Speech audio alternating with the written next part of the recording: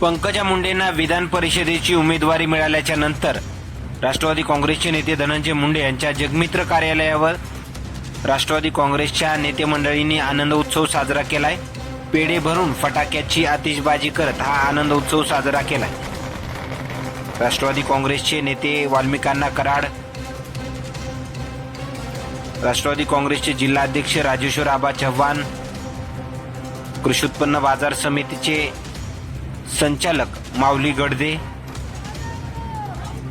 राष्ट्रवादी काँग्रेसचे माजी पंचायत समिती सभापती बालाजी पिंटू मुंडे यांच्यासह इतर नेते मंडळी मोठ्या संख्येने उपस्थित होते। पंकजा मुंडेंना विधान परिषदेची उमेदवारी मिळाल्याच्या नंतर त्यांनी फटाक्यांची आतिषबाजी करत हा आनंद उत्सव साजरा केलाय।